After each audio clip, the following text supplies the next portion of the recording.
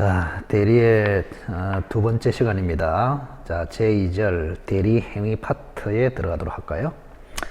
자, 교재는 15페이지가 되겠습니다. 15페이지. 민법, 기출지문 OX 15페이지.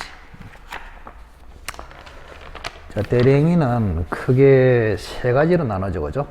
첫째는 대리 행위의 방식, 현명주의, 두 번째 대리 행위 하자 기준, 세 번째 대리의 능력, 크게 세 가지가 있습니다. 그 조문에 보시면 위에 114조, 115조는 현명주의를 나타내고 있고 116조는 대리 행위의 하자 기준, 117조는 대리의 행위 능력을 나타내고 있습니다. 조문도 꼭 한번 읽어보시기 바랍니다. 자, 우선에 1번, 2번, 3번을 한번 묶어보시고 1번, 2번, 3번. 자, 이거는 대리행위의 방식, 현명주의와 관련된 지문입니다. 자, 4번, 5번, 6번, 7번까지는 대리행위의 하자입니다. 하자 기준. 그 다음에 8번에서 10번까지는 대리의 능력, 그렇습니다. 그죠? 1, 2, 3 묶으시고, 4번에서 7번까지 묶으시고, 8번에서 나머지를 묶으시고. 자, 우선에 1번을 보겠습니다.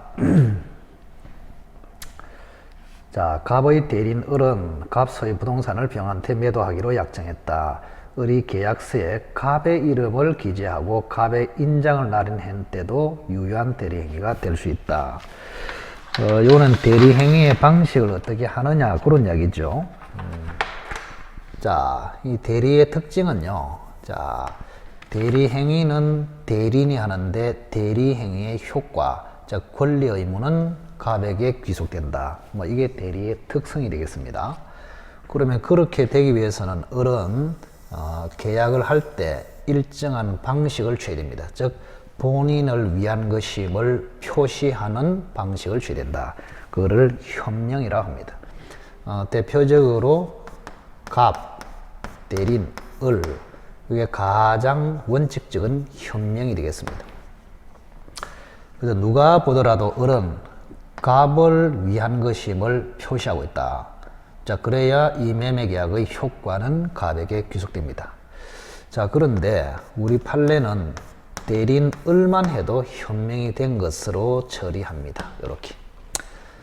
왜냐하면은 현명이라는 것은 본인의 이름을 정확하게 표시해라가 아니고, 그죠? 자기를 위해서 하는 것이 아니고 남을 위해서 하는 것임을 표시하라. 즉 타인의 이름으로 타인을 위해서 한다. 타인성 표시를 현명이라 합니다. 그래서 대리인 을만 적어도 을은 대리인에 불과하고 을 뒤에는 본인이 있음을 표시하고 있잖아요. 그래서 이 경우에도 현명이 된 것으로 처리합니다. 본인의 이름을 구체적으로 써도 되고 누군가가 본인으로서 존재한다는 것을 나타내는 경우에도 현명이 된 것으로 봅니다. 그리고 본인의 이름만 기재하는 것도 현명이 된 것으로 봅니다. 이렇게. 그래서 현재 현명의 방식은 세 가지입니다. 갑, 대리인, 을, 갑. 이렇게. 갑의 이름만 적었다. 이런 경우도 특별한 경우가 없으면, 특별한 사유가 없으면 현명이 된 것으로 봅니다. 이렇게. 그래서 이때는 갑의 을이라는 사람이 계약을 하면서 매매 계약서에 갑의 이름만 적어도 을에게 대리 의사가 있는 것으로 인정하는 것이 원칙입니다. 그래서 요 세 가지가 되겠습니다. 근데 만약에 을이라는 사람이 을만 기재를 해버렸어요. 이렇게. 그러면 본인을 위한 것임을 전혀 표시를 안 했잖아요. 그래서 이 경우는 현명이 안 됐습니다. 비현명이라 합니다. 이렇게. 그러면 현명이 되지 않으면 을을 위한 것으로 봐가지고 을이 당사자로 돼버립니다. 을이 당사자로 돼가지고 을이 최종적으로 소유권 이전해야 할 책임을 집니다. 이렇게. 자, 그런데 을만 적더라도 을이 대리인이라는 것을 병이라는 사람이 알았거나 알 수 있었다면 현명이 된 것으로 처리합니다. 그죠? 을만 적어도 을이 대리인에 불과하고 을 뒤에는 본인이 있음을 상대방이 알았거나 알 수 있었다면 현명이 된 것으로 처리한다. 뭐 그때는 예를 들어서 정상적으로 갑이 당사자로 돼 가지고 갑이 최종적으로 책임을 집니다. 즉 정상화된다 이런 이야기입니다. 어떤 경우에 을이 대리인임을 그죠? 주로 위임장이겠죠, 그죠? 위임장. 을이 제시한 위임장을 통해서 을이 대리인임을 병이 알았거나 알 수 있었다면 정상적으로 된다 이런 이야기입니다. 정상적으로 된다. 그래서 을이라는 사람이 만약에 이렇게 위임장을 제시했단 말이에요. 그래서 위임장을 보면은 위임인 갑, 수임인 을 요래 돼 있잖아요. 그래서 계약서에는 을만 적혀도 위임장을 보니까 을은 대리인이고 갑이 본인임을 병이 알았거나 알 수 있었다. 그때는 정상적으로 을은 대리인, 갑이 본인 이렇게 처리해도 된다. 그래서 을의 이름만 적으면 원칙은 비현명으로서 을이 책임지는데 을이 대리인임을 상대방 병이 위임장을 통해서 알았거나 알 수 있었다면 정상적으로 갑이 당사자로서 갑이 책임을 진다. 이렇게 됩니다. 자, 그래서 1번을 다시 보시면, 자, 갑의 대리인 을은 갑 소유 부동산을 병한테 매도하기로 약정했다. 자, 대리인 을이 매매계약서에 갑의 이름을 기재하고 갑의 인장을 날인했다. 갑의 이름만 적었다. 본인 명의로 직접 계약을 했다. 그런 이야기죠. 이때도 대리의사가 있는 것이 원칙이므로 대리행위가 될 수 있다. 유효한 대리행위가 될 수 있다. 맞네요. 자, 이번에 갑의 대리인 을이 병과 매매계약을 체결하면서 갑의 대리인임을 표시하지 않고 자신을 매수인으로 표시했다. 즉 을만 적었다 이 말이네요. 을만. 자, 을만 적어버리면 현명이 않는 것이 원칙이잖아요. 그때는 을의 의사표시는 을 자신을 위한 것으로 봅니다. 을 자신을 위한 것으로 본다. 자, 그래서 을만 적어서 현명을 하지 않으면 을 자신을 위한 것으로 본다. 보기 때문에 을이 당사로서 책임을 진다 이 말입니다. 그래서 본다로 해야지 추정이 아닙니다. 그래서 우리 민법에는 본다하고 간주하고 추정하고 나눠져 있어요. 추정은 상대방이 반대 증거로 엎을 수 있다. 그리고 본다는 반대 증거를 제출해도 엎을 수가 없습니다. 그래서 현명을 하지 않고 을만 적으면 을 자신을 위한 것으로 본다 돼 있지 추정이 아님을 조심하십시오. 자, 그래서 2번도 X입니다. 자, 이 경우에 현명을 하지 않으면 을의 의사표시는 을 자신을 위한 것으로 본다 이래 맞습니다. 그래서 2번은 X입니다. 추정이냐 본다냐 이거는 나중에 암기를 좀 해야 됩니다. 그래서 이거는 지금 암기할 필요 없고 시험 직전에 본다로 되어 있는 규정하고 추정으로 되어 있는 규정하고 제가 종합적으로 비교해서 정리합니다. 그래서 추정이냐 본다, 본다냐 추정이냐 이것도 구별할 필요가 있습니다. 우선은 암기해야 됩니다. 자, 여기는 본다로 되어 있습니다. 추정이 아니고. 자, 3번에 보겠습니다. 갑의 대리인 을이 병 소유 부동산을 매수하는 계약을 체결했다. 자, 대리인 을이 본인의 위임장을 제시하고 계약서에 을의 이름만 기재했다. 자, 대리인의 이름만 기재하면은 현명이 원래는 안 됐잖아요. 현명이 안 됐기 때문에, 그죠? 갑, 을 자신을 위한 것으로 봐서, 자, 을이 당사자로서 책임을 져야 한다. 근데 위임장을 제시했다. 이렇게 돼 있잖아요. 좀 전에 한 거. 자, 매매 계약서에는 을만 적었는데, 위임장에 을이 대리인으로 표시가 되어 있단 말이에요. 그러면 계약서에 을만 적혀 있어도 을이 대리인임을 위임장을 통해서 병이 알았거나 알 수 있었다. 그때는 정상적으로 을은 대리인, 본인이 갑으로 처리합니다. 그래서 3번은 자, 지금 을의 이름만 기재를 했는데도 을이 위임장을 제시했다. 그러면 병의 입장에서는 을이 대리인임을 알았거나 알 수 있었기 때문에 정상적으로 처리합니다. 따라서 갑을 대리하여 계약을 체결한 것으로 볼 수 있다. 이래야 맞죠. 갑을 대리하여 계약을 체결한 것으로 볼 수 있다. 즉 정상적으로 처리될 수 있다 이 말입니다. 자, 그래서 3번 같은 거를 조심해야 됩니다. 자, 매매 계약서에는 을만 적었다. 그러면 원래는 현명이 안 된다. 을을 위한 것으로 을이 당사자로서 을이 책임진다. 이래 되는 것이 원칙인데, 매매 계약서에 을만 적어도 위임장을 제시했다. 그러면 위임장을 통해서 을이 대리인임을 병이 알았거나 알 수 있었다. 그때는 갑을 을이 대리하여 정상적으로 계약을 체결한 것으로 본다. 이런 이야기입니다. 그래서 3번도 X네요. 그죠? 자, 대리인의 이름만 기재했지만 위임장을 통해서 을이 대리인이 불과함을 상대방이 알았거나 알 수 있기 때문에 정상화되어서 결국 갑을 대리하여 계약을 체결한 것으로 볼 수 있다. 이래 맞죠. 자, 4번 보겠습니다. 갑이 대리인 병을 통하여 을과 계약을 체결한 경우에 의사의 흠결, 사기강박은 병을 표준으로 하여 결정하고 어느 사정에 지부지로 인하여 계약의 효력이 영향을 받을 경우에도 사실의 유무는 갑을 표준으로 결정한다. 자, 근데 여기는 기호가 좀 달라졌네요. 그죠? 이런 거는 조심해야 됩니다. 자, 갑이 대리인병을 통해서 이렇게 돼 있잖아요. 그죠? 갑이 대리인병을 통해서. 갑이 대리인병을 통해서 을과 계약을 체결했다. 이렇게 돼 있잖아요. 그죠? 을과 계약을 체결했다. 이렇게. 그러면 의사의 흠결 또는 하자 있는 의사표시, 그 다음에 알았냐, 몰랐냐, 즉, 부지, 그죠? 알았냐, 몰랐냐. 그 다음에, 지부지하고 과실이 있냐, 이런 거 전부 다. 의사의 흠결은 의사와 표시가 불일치한다. 표시에 대응하는 의사가 없다. 대표적으로 여기 들어가는 세 개 아닙니까? 비진이 표시, 통정의 표시, 착오. 그죠? 세 가지. 그 다음에 하자 있는 여기 들어간 게 사기, 강박. 그 다음에 요거는 몰랐다, 선의. 요거는 알았다, 선의, 악의. 과실이 있냐, 과실이 없냐. 과실, 무과실. 이런 식으로.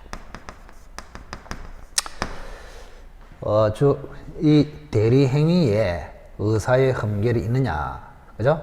하자가 있느냐, 그 다음에 모르고 했느냐, 알고 했느냐, 과실로 했느냐, 무과실로 했느냐. 아무 소리 없으면 대리인병을 표준으로 결정합니다. 이렇게 대리인.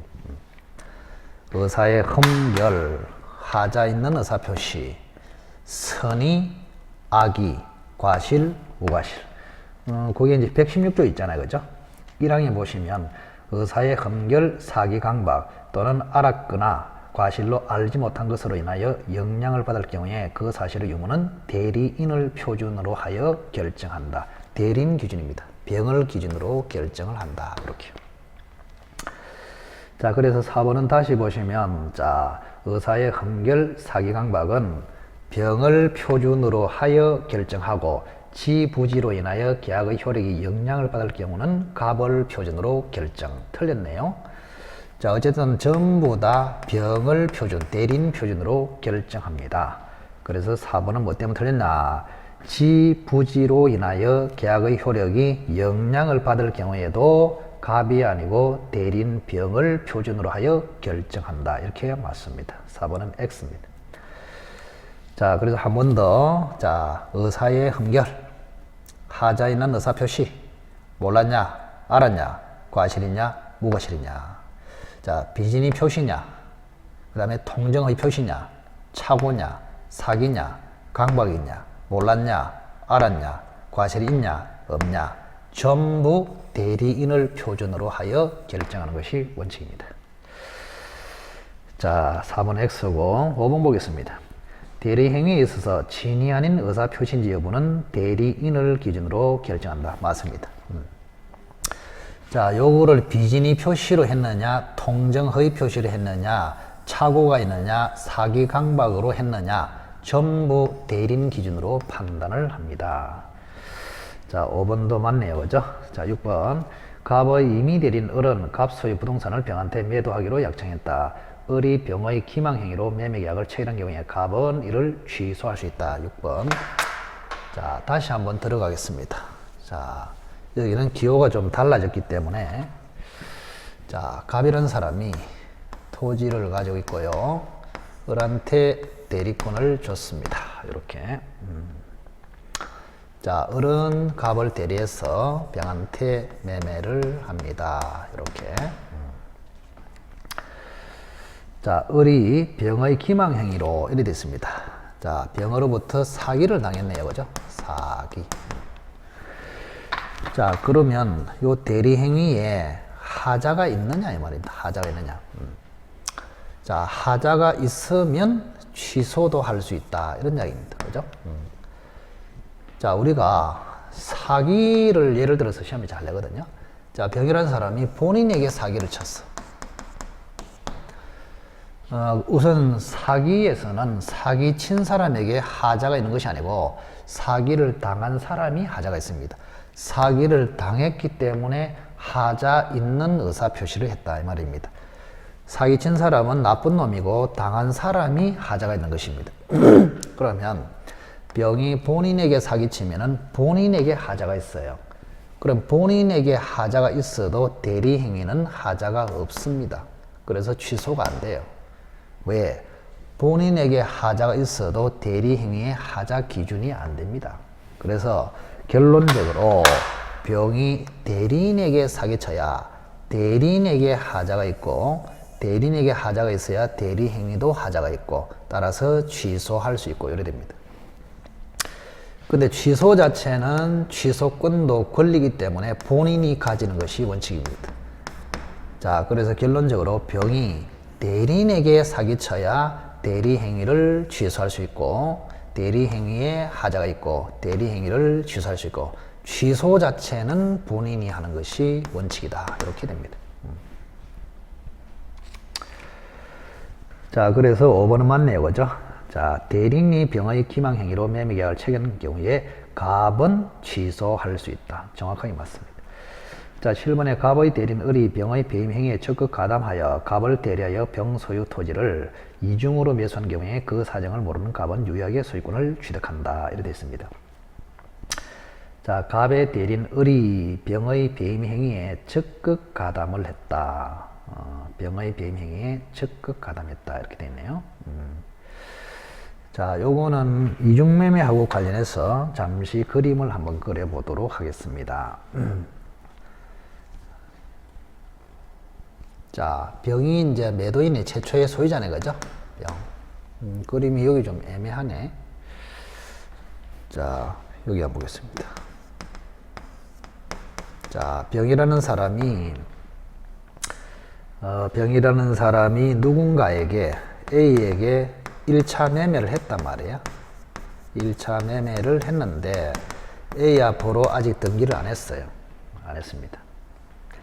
자, 그런데 이거를 이중으로 지금 갑이 매수를 했다 이 말입니다. 이중으로 갑 앞으로 이전 등기를 했다. 이게 이중매매 아닙니까? 그죠?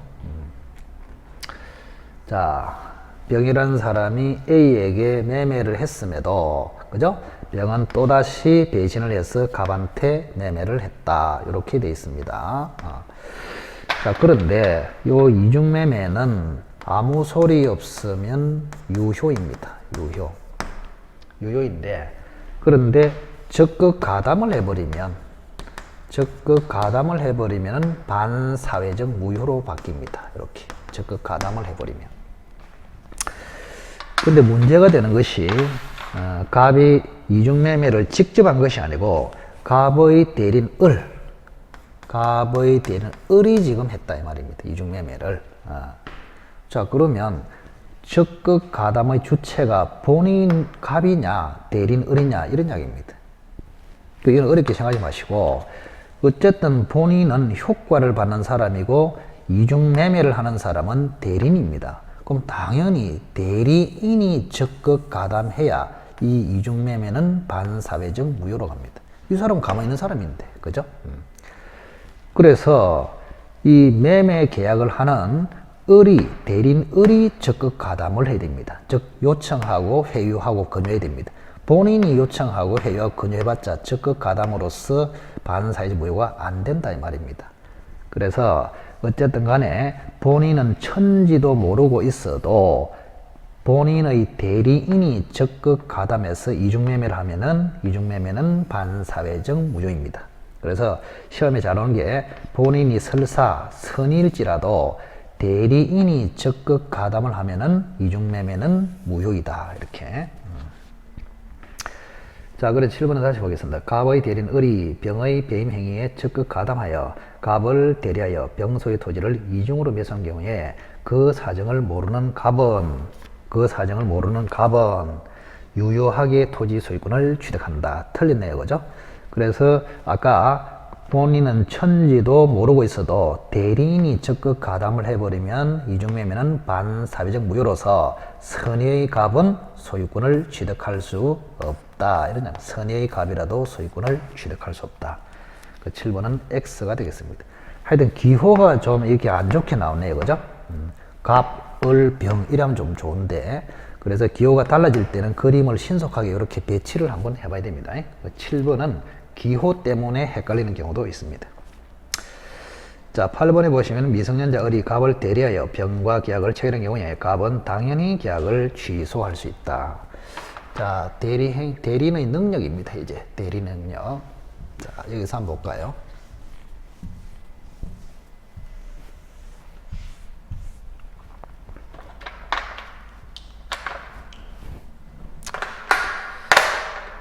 자, 예를 든다면 갑이 토지를 가지고 있습니다. 자, 을에게 대리권을 줬고 을이 병한테 매매를 하고 있습니다. 여기 3억짜리인데 1억으로 매매를 했다. 근데 알고 보니까 이게 미성년자더라. 동의 없이 했다. 이런 이야기입니다. 자, 이렇게 하면은 어떻게 되겠느냐 이런 이야기입니다. 자, 대리는 행위 능력자임을 요하지 않는다. 117조 요래 되어 있습니다.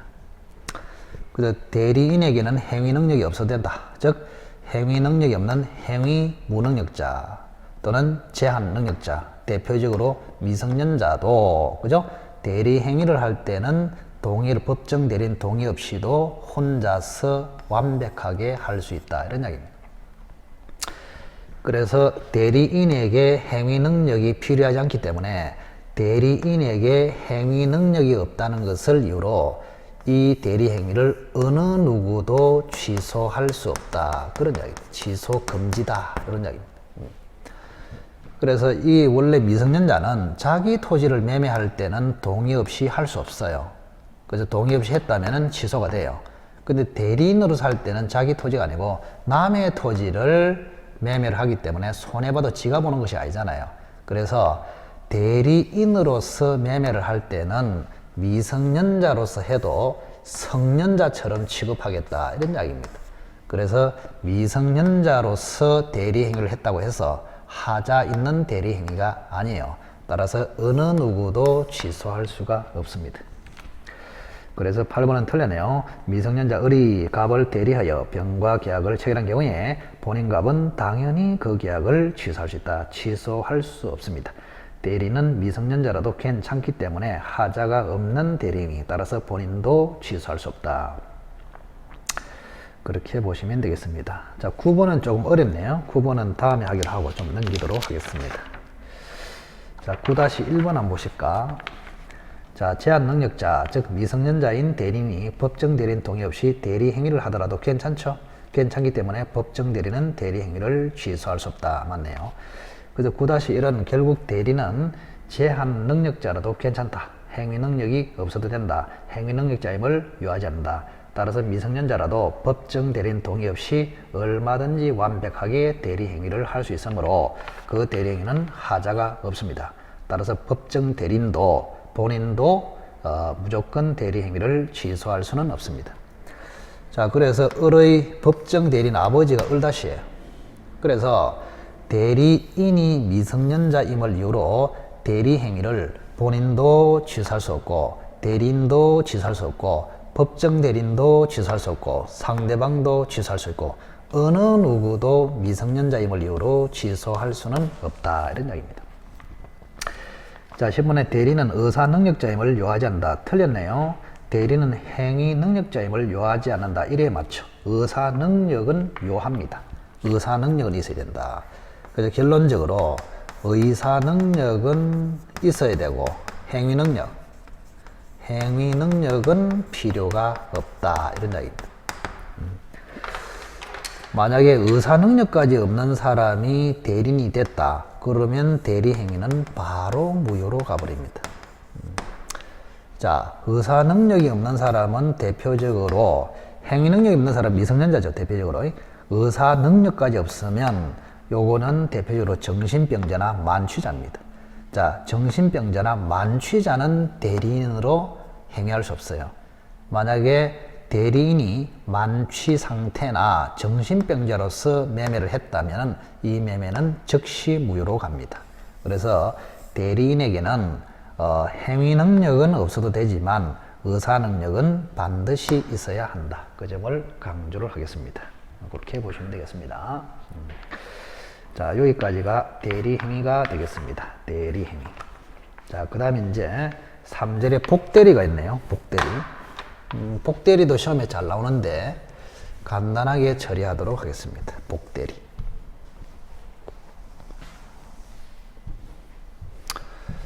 중복된 대리를 줄여서 복대리라고 합니다. 복대리. 중복된 대리. 복대리라고 합니다. 자, 우선 갑이라는 사람이 토지를 가지고 있습니다. 자, 을이 대리인입니다. 대리인. 근데 병이라는 사람하고 계약을 하러 가는데 을이 다쳐가지고 입원하는 바람에 할 수가 없어요. 그래서 이 경우에 A라는 사람을 선임을 한단 말이에요. 그래서 A가 지금 병하고 계약을 합니다. 이렇게. 자, 본인, 대리인, 복대리인, 상대방 이렇습니다. 그래서 이 사람을 우리는 복대리인. 대리인이 한 명 있음에도 중복해서 존재하는 대리인이다. 복대리인.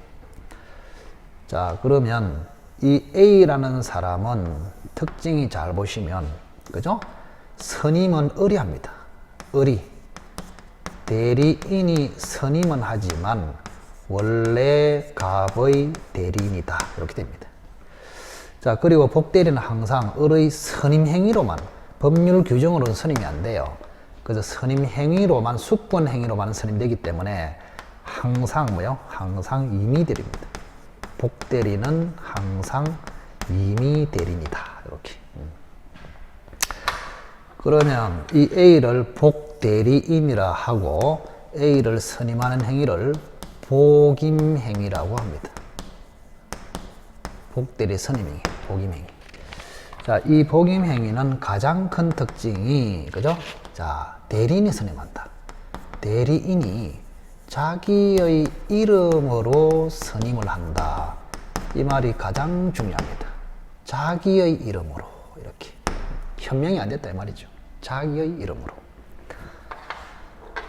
그래서 어쨌든 간에 대리인의 이름으로 선임해야 복임행위가 되고, 복임행위가 돼야 복대리가 탄생합니다. 이렇게. 자, 만약에 여기를 한번 보세요. 만약에 이게 갑의 이름으로 선임할 수도 있거든요. 갑의 이름으로 선임을 해버리면 이거는 복임행위가 아니고 현명이 됐기 때문에 대리행위가 돼버려요. 그러면 대리행위를 통해서 A를 선임하면은 A는 복대리가 아니고 그냥 갑의 대리인이 돼버립니다. 이렇게. 이게 제일 중요합니다. 자, 그래서 노란 쪽으로 쫙 가면은 복대리, 파란 쪽으로 쫙 가면은 그냥 대리. 그리고 복대리하고 그냥 대리는 차이가 큽니다. 물론 공통점은 복대리도 갑의 대리, 그냥 대리도 갑의 대리입니다. 차이가 뭐냐?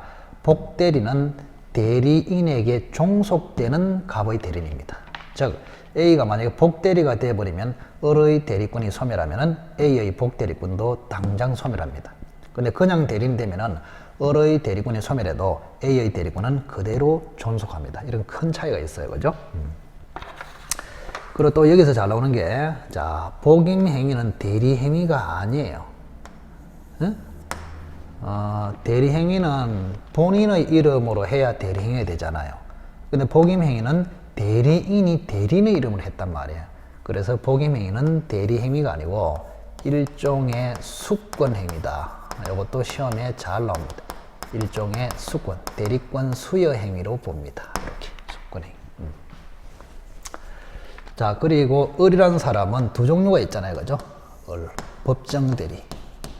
법정 대리인이 될 수도 있고, 임의 대리인이 될 수도 있고, 법정 대리는 항상 A를 선임할 수 있습니다. 그래서 복대리 선임 권한, 이걸 복임권이라 하거든요. 복임권이 커요. 근데 임의 대리는 원칙적으로 A를 선임할 수 없어 예외적으로만 선임합니다. 그래서 복임권이 작습니다. 이렇게. 그럼 그 예외가 뭐냐? 두 가지죠. 본인의 성낙, 본인의 성낙이 있거나 부득이한 사유가 있을 때 예외적으로. 그럼 법정 대리는 복대리 선임 권한이 크기 때문에 책임도 무거워요. 그래서 무과실 책임을 집니다. 무과실 책임. 과실이 없더라도 항상 책임을 진다. 그래서 책임도 무겁다. 이런 이야기입니다. 근데 임의 대리는 복임권이 작고 권한이 작기 때문에 책임도 가벼워요. 그래서 과실 책임을 집니다. 과실 책임.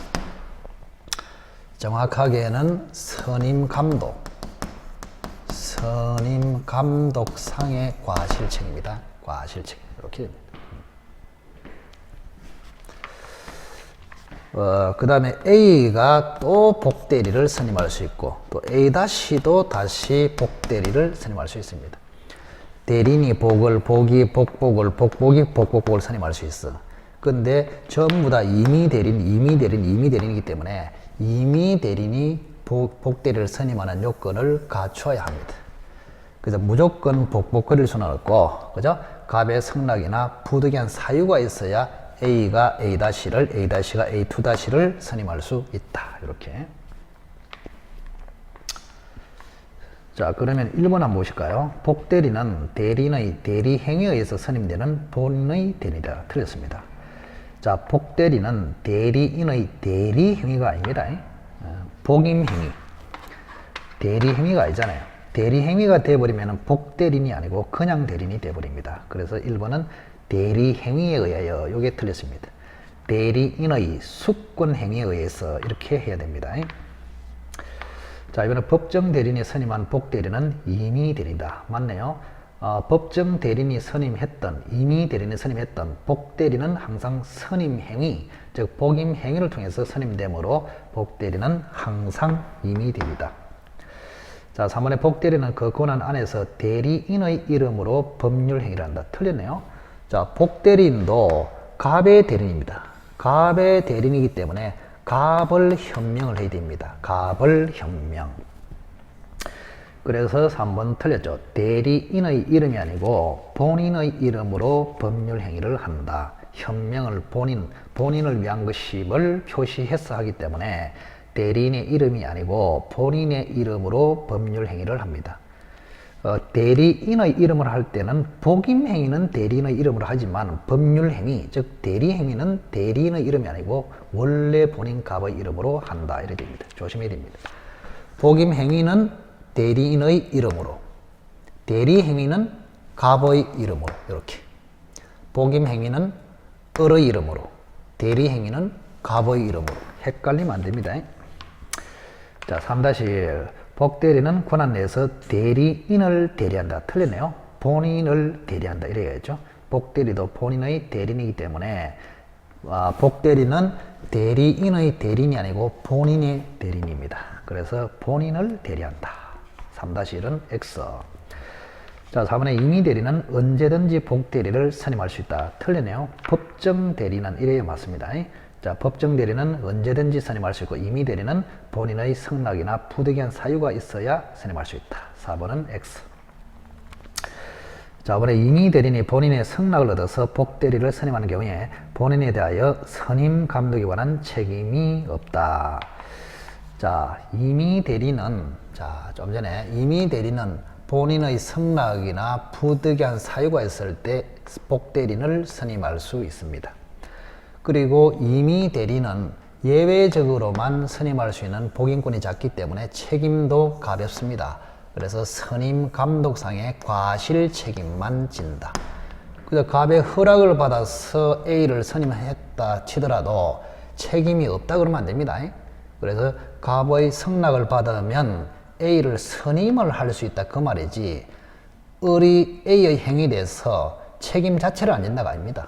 그래서 갑의 승낙을 받아서 A를 선임을 했을 때도 을은 당연히 과실 책임은 집니다. 이렇게.